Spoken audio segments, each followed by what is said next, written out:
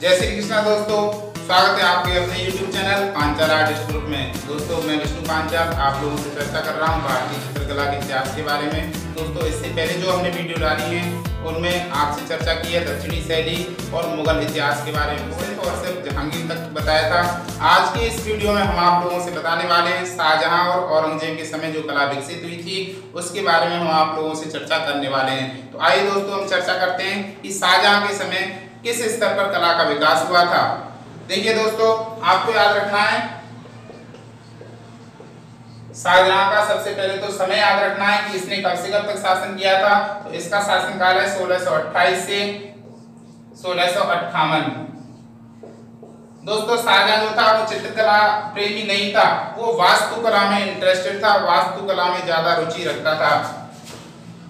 तो आपसे कभी कभी सीधा पूछ लेगा कि कौन सा मुगल सम्राट जो है वास्तुकला प्रेमी था, तो आपको बताना है शाहजहां वास्तुकला प्रेमी था। और इसी वास्तुकला प्रेम का उदाहरण है आगरा का ताजमहल।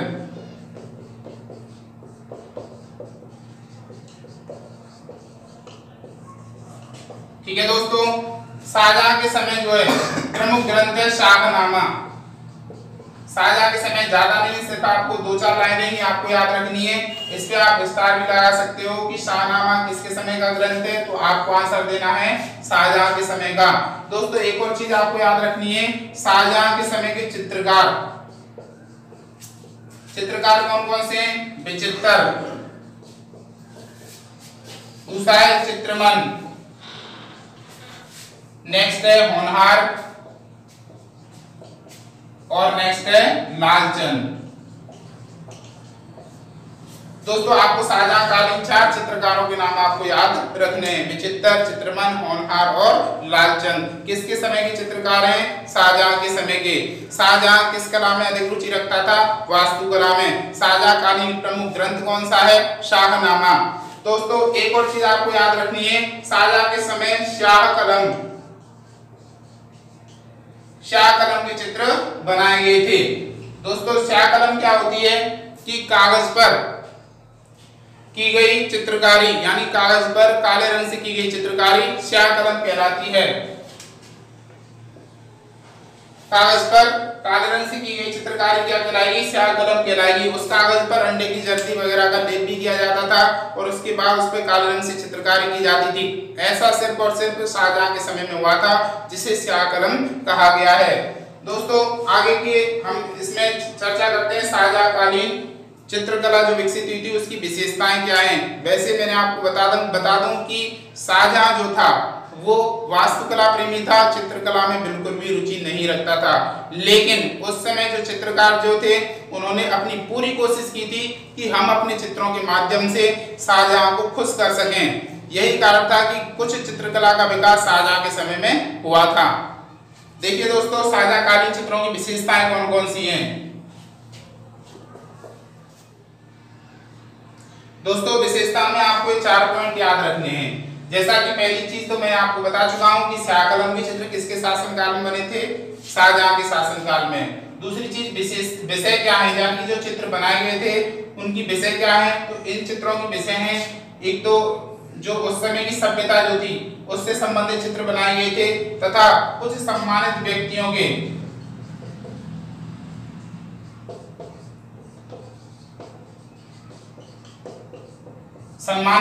के चित्र बनाए गए और ईसाई धर्म से संबंधित चित्र बनाए गए थे। दोस्तों ये चीज आपको याद रखनी है, शाहजहां के समय कुछ सम्मानित व्यक्तियों से संबंधित लोग जो उस समय लोक शैली जो थी उन लोक शैलियों से संबंधित चित्र भी बनाए गए थे, तथा ईसाई धर्म से संबंधित भी यहाँ पर चित्रांकन किया गया था। तो ये भी पूछ लेता है कि ईसाई धर्म से संबंधित चित्रांकन किस मुगल सम्राट के समय में हुआ था, तो आपको याद रखना है शाहजहां के समय। आगे क्या याद रखना है? पुस्तक, यानी कि पुस्तकों का जो आवरण जो होता है, यानी कि जो शाहजहां के समय ग्रंथ लिखे गए थे उनकी जो पुस्तकें होती हैं आवरण, यानी कि जो कवर जो होता है वो बहुत ही जो है उसको सजाकर बनाया जाता था, जिसे बोला जाता था बयाज। तो आपसे ये पूछ सकता है कि बयाज क्या है? तो पुस्तकों के ऊपर जो आवरण जो होता है उसको बयाज कहते हैं और उसे बहुत अच्छे तरीके से शाहजहां के समय में ही बनाया गया था। चित्र जो बनाए गए उन पर स्वर्ण लेप का भी प्रयोग शाहजहां के शासनकाल में हुआ है। ये चीज दोस्तों आप लोगों को शाहजहां के शासनकाल में याद रखनी है, ज्यादा नहीं, आपको 4 पॉइंट याद रखने हैं। शाहजहांकालीन प्रमुख ग्रंथ कौन सा है? शाहनामा। शाहजहांकालीन प्रमुख चित्रकार कौन कौन से हैं? विचित्र, चित्रमन, होनहार और लालचंद। स्याह कलम के चित्र किसके शासनकाल में प्रचलित थे?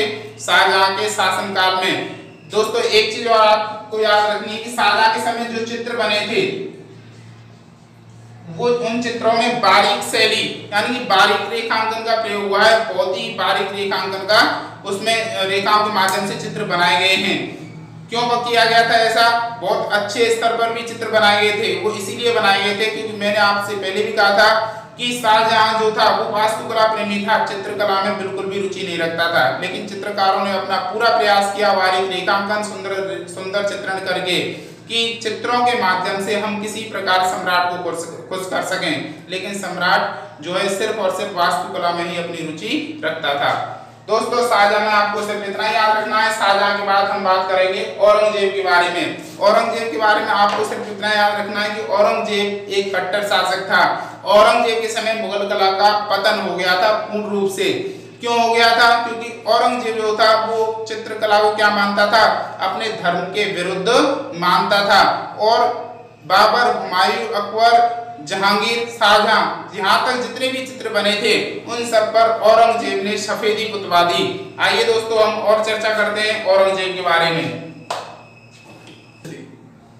दोस्तों औरंगजेब में आपको याद रखना है पहली चीज तो इसने कब से कब तक शासन किया था औरंगजेब ने। तो औरंगजेब का शासनकाल है 1658 से 1707। दोस्तों औरंगजेब बहुत ही कट्टर शासक था। इसने अपने भाइयों की हत्या करके जो है शासन संभाला था। अपने पिता को भी, इसका पिता कौन था? शाहजहां, शाहजहां को भी कैद खाने में डाल दिया था। इतना कट्टर शासक था दोस्तों। यह कला को क्या मानता था? अपने धर्म विरुद्ध मानता था। और क्या दोस्तों, इसने जो भी चित्र बने थे इससे पहले सम्राट थे उनके समय जो चित्र बने थे उन पर क्या करवा दिया? इसने सफेदी पुतवा दी। दोस्तों इसके समय के जो चित्रकार जो थे इसका इतना दुर्व्यवहार देखकर इस या तो जो है मुगल शासनकाल को, मुगल सल्तनत को छोड़कर जाने लगे चित्रकार जो थे, या फिर कोई अन्य कार्य में जो है अपनी जीविका और उपार्जन के लिए कोई अन्य कार्य करने लगे। दोस्तों यही कारण है कि जो है औरंगजेब के समय मुगल कला का पतन हो गया। आपको 3 पॉइंट याद रखने हैं। अगर आपसे पूछ ले कि मुगल कला के पतन के कोई 3 कारण बताओ तो औरंगजेब के आपको 3 कारण याद रखने हैं। यह कैसा था? एक कट्टर शासक था। चित्रकला को क्या मानता था? अपने धर्म के विरुद्ध मानता था। और जो है यहाँ तक कि जितने मुगल सम्राट थे इनके समय जो चित्र बने थे उन सब पर सफेदी पुतवा दी। और चित्रकार जो थे वो चित्रण कार्य छोड़कर जाने लगे। दोस्तों आगे के हम उसमें चर्चा करते हैं, इस वीडियो में चर्चा करते हैं कि और महत्वपूर्ण तथ्य कौन कौन से हैं जो मुगल शासनकाल में विकसित हुए थे। दोस्तों सम्राटों के बारे में सिर्फ आपको इतना ही याद रखना है जितना मैंने आपको बताया है। आशा करता हूं कि आप लोगों को हमारी वीडियो पसंद आ रही होंगी। अगर आपको हमारी वीडियो पसंद आ रही है तो इनको ज़्यादा से ज़्यादा लाइक करें, सब्सक्राइब करें और बच्चों के हित के लिए इन्हें शेयर भी करें। दोस्तों और चर्चा करते हैं कुछ महत्वपूर्ण तथ्य कौन कौन से हैं। महत्वपूर्ण तथ्य 4 आपको प्रमुख चित्र याद रखने हैं जो मुगल काल में चित्रित हुए थे। वैसे तो बहुत सारे चित्र बनाए गए थे क्योंकि अकबर के समय में ही लगभग 20,000 से ऊपर चित्र बनाए गए थे, लेकिन हमारे पाठ्यक्रम में सिर्फ और सिर्फ 4 चित्रों का वर्णन किया गया। तो हम उन 4 चित्रों के बारे में भी आपसे चर्चा करते हैं। दोस्तों ये प्रमुख 4 चित्र आपको याद रखने हैं। सलीम का जन्म, कबीर और रैदास, दारा सिद्धू की बारात और जहांगीर का सपना। दोस्तों सलीम का जन्म जो है, सलीम कौन था? जहांगीर को सलीम कहते थे। सलीम का जन्म चित्रकार केशु ने बनाया है। अकबर के शासनकाल में यह चित्र बनाया गया था और चित्रकार केशु ने इसको बनाया है। दोस्तों आपसे बिल्कुल सीधा पूछ लेगा कि सलीम का जन्म नामक चित्र के चित्रकार का नाम बताइए, तो आपको बताना है चित्रकार केशु जो है सलीम का जन्म नामक चित्र के चित्रकार हैं। कबीर और रैदास नामक चित्र के चित्रकार का नाम क्या याद रखना है दोस्तों आपको? उस्ताद फकीर उल्लाह। दारा सिकोह की बारात, यह चित्र हाजी मदानी। हाजी मदानी ने इसको टेम्परा तकनीक में बनाया है दोस्तों, याद रखना। और जहांगीर का सपना नामक चित्र जो है जहांगीर का प्रिय चित्रकार था, कौन था? अबुल हसन। अबुल हसन के द्वारा जहांगीर का सपना नामक चित्र का निर्माण किया गया था। अबुल हसन का मानना था कि अगर ईरान के शाह और भारत का जो सम्राट जो था उस समय जहांगीर, अगर ये दोनों एक हो जाएं तो दुनिया पर राज कर सकते हैं। इन दोनों को गले मिलते हुए इस चित्र में प्रदर्शित किया है। और अबुल हसन ने चतुराई से जहांगीर को बड़ा दिखाने की कोशिश की है इस चित्र के माध्यम से, क्योंकि जहांगीर को शेर पे खड़ा हुआ प्रदर्शित किया गया है और ईरान के शाह को भेड़ पर खड़ा हुआ प्रदर्शित किया गया है, और इसी के माध्यम से जहांगीर को जो है बड़ा दर्शाया गया है। दोस्तों और भी चीज आपको याद रखनी है इसमें, यह चित्र धूसर रंग संगति का प्रयोग इसमें हुआ है, यानी कि कम चमकीले रंग इसमें लगाए गए हैं। उस्ताद फकीरुल्लाह नामक चित्र में सलीम का जन्म नामक चित्र है। यह चित्र अपने तल विभाजन के लिए प्रमुख रूप से जाना जाता है। किस लिए जाना जाता है दोस्तों? तल विभाजन। तल विभाजन सलीम का जन्म, क्योंकि इस चित्र को जो है काफी तलों में विभाजित करके चित्रित किया गया है। कबीर और रज़ा इसमें हल्के रंग लगाए गए हैं। उस्ताद फकीरुल्लाह ने इसका चित्रांकन किया है। दारा सिकोह की बारात हाजी मदानी द्वारा टेम्परा तकनीक में बनाया गया है। दोस्तों यह चित्र जो है अपने चित्र संयोजन के लिए प्रमुख रूप से जाना जाता है, यानी इसमें बहुत सारी आकृतियों का चित्रांकन किया गया है दारा सिकोह की बारात नामक चित्र में। जहांगीर का सपना, इस चित्र को अबुल हसन ने बनाया है। इस चित्र को दोस्तों अबुल हसन ने बनाया है। इस अबुल हसन को नादिर उल जमा यानी कि युग शिरोमणि, युग शिरोमणि नादिर उल जमा नामक उपाधि से भी विभूषित किया था जहांगीर ने। ध्यान रखना दोस्तों, जहांगीर का सपना नामक चित्र किसने बनाया है? अबुल हसन ने। क्या दर्शाया इसमें? दो सम्राटों को आपस में गले मिलते हुए दर्शाया गया है। दोस्तों ये आपको चार चित्र याद रखने हैं। आगे और जो महत्वपूर्ण तथ्य हैं यानी कुछ विशेषता हैं वो भी हम देख लेते हैं जो है मुगल शासनकाल में। दोस्तों ये कुछ मुगल कालीन विशेषताएं तथा महत्वपूर्ण तथ्य हैं जो मैंने लिख दिए हैं आपको। थोड़ा सा इनको मैं आप लोगों को बता देता हूँ कि विषय यानी कि ओवरऑल अब हम मुगल काल के बारे में बात कर रहे हैं आपसे, किसी एक सम्राट प्रमुख के बारे में बात नहीं कर रहे। तो विषय जो है वो क्या है? मुगल काल में जो चित्र बनाए गए थे दोस्तों, वैसे आप याद रखना कि मुगल काल में जो चित्र बनाए गए थे वो एक दरबारी व्यवस्था में बंधे हुए प्रदर्शित होते हैं, यानी कि मुगल कालीन चित्रकला को दरबारी कला भी कहा जाता है। ध्यान रखना दोस्तों, क्यों कहा जाता है दरबारी कला? क्योंकि सम्राटों की रुचि के अनुसार चित्रों का चित्रांकन किया गया था मुगल शासनकाल में। क्या क्या चित्र बनाए गए थे? आखेट संबंधी चित्र बनाए गए थे, उत्सव,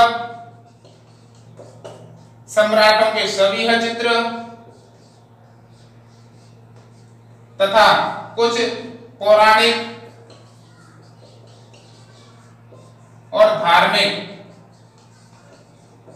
कथाओं, पौराणिक और धार्मिक ग्रंथ जो है उनकी कथाओं का भी चित्रांकन मुगल काल में हुआ था। तो ध्यान रखना है दोस्तों, ये बहुत ही मोस्ट क्वेश्चन है कि आपसे पूछ लेता है मुगल काल को दरबारी कला क्यों कहा जाता है? मुगल काल को दरबारी कला इसीलिए कहते हैं क्योंकि इस काल में यानी मुगल काल में दरबारी जो कला जो थी यानी कि जो चित्रकला जो थी एक दरबारी व्यवस्था में बंधी हुई प्रदर्शित होती है और सम्राटों की रुचि के अनुसार चित्रों को बनाया गया था। क्या विषय थे? शबीह चित्र। शबीह चित्र मैंने आपको बताया, पूछता है कभी कभी स्पेशल की शबीह चित्र किसे कहते हैं? किसी व्यक्ति विशेष का चित्र यानी सम्राटों का चित्र जो बनाया जाता था, किसी एक सम्राट का चित्र अगर बनाया जाए तो उसे शबीह चित्र कहेंगे। तो सम्राटों के तथा कुछ जो महत्वपूर्ण पदवी पर बैठे हुए पदाधिकारियों के चित्र भी उसमें बनाए गए थे, उन सबको शबीह चित्र कहा गया था। दरबारी कला कहा गया इसको। आखेट से संबंधित भी चित्र यानी कि आखेट कहते हैं दोस्तों शिकार को, शिकार संबंधी चित्रों का चित्रांकन भी मुगल काल में हुआ था। उत्सव की त्योहारों का चित्रांकन, पौराणिक धार्मिक ग्रंथों का चित्रांकन मुगल काल में हुआ था। स्थापना आपको क्या रखनी है? मुगल काल की स्थापना कब हुई थी? 1526 में। किसने की थी? बाबर ने। और पानीपत के युद्ध में दिल्ली के सुल्तान इब्राहिम लोदी को हराया था। किसने हराया था? बाबर ने। और बाबर ने ही मुगल साम्राज्य की स्थापना की थी। दोस्तों शैली, कौन कौन सी शैली हुई सम्मिश्रण से जो है मुगल शैली विकसित हुई थी? तो आपको याद रखना है, मैंने आपको बता दिया है वैसे, ईरानी, भारतीय शैली में कौन कौन सी है? राजपूत,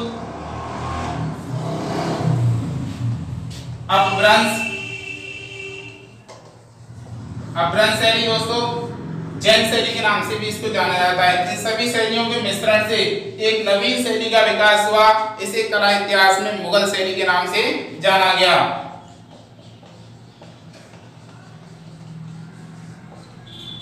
स्वर्णकाल आपको याद रखना है दोस्तों, मुगल कला का स्वर्णकाल किसके समय को कहा जाता है? तो आपको बताना है जहांगीर। स्थापत्य कला का विकास किस सम्राट के समय में हुआ था? आपको याद रखना है शाहजहां। पतन किसके समय में हुआ था? औरंगजेब के समय। क्यों हुआ था? क्योंकि यह एक कट्टर शासक था। दोस्तों मुगल काल में इतना ही है। आशा करता हूं कि आप लोगों को हमारी वीडियो पसंद आ रही होंगी। मैं फिर आपसे निवेदन करता हूं कि आप हमारी वीडियो को छात्रों के हित में ज्यादा से ज्यादा शेयर करें, लाइक करें तथा सब्सक्राइब